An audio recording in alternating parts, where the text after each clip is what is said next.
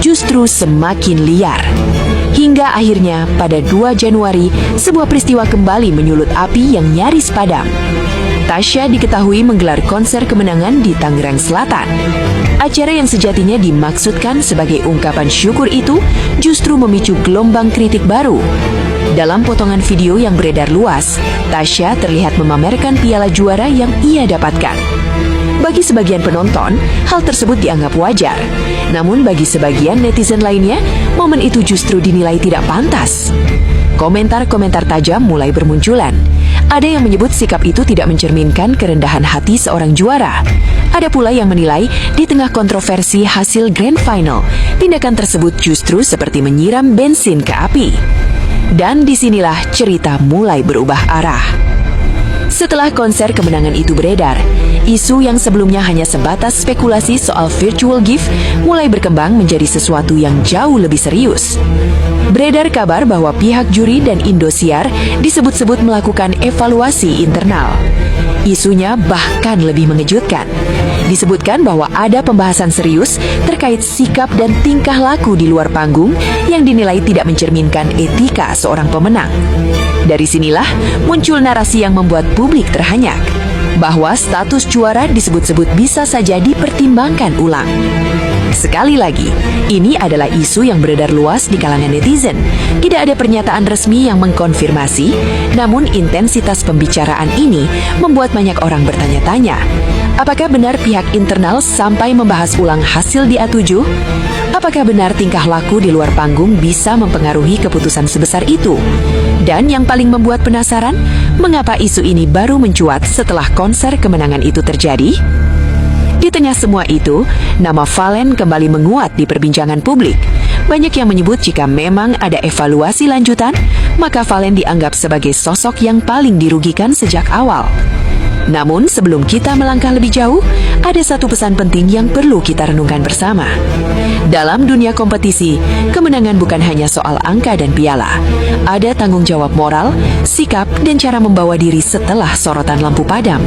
Karena terkadang, justru apa yang dilakukan setelah menang, itulah yang menentukan bagaimana sejarah akan mengingat seseorang. Namun justru di titik inilah, cerita menjadi semakin rumit. Setelah isu konser kemenangan itu beredar, beberapa akun gosip besar mulai mengangkat narasi yang lebih sensitif.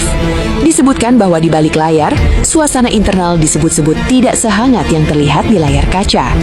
Ada bisik-bisik soal rapat evaluasi, diskusi tertutup, hingga penilaian ulang terhadap citra juara di mata publik.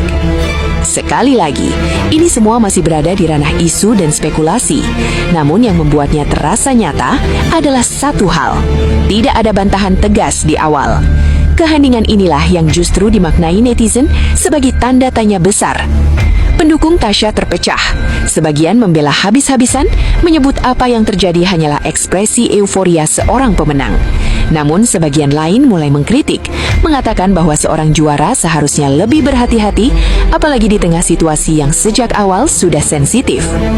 Di sisi lain, pendukung Valen kembali bersuara.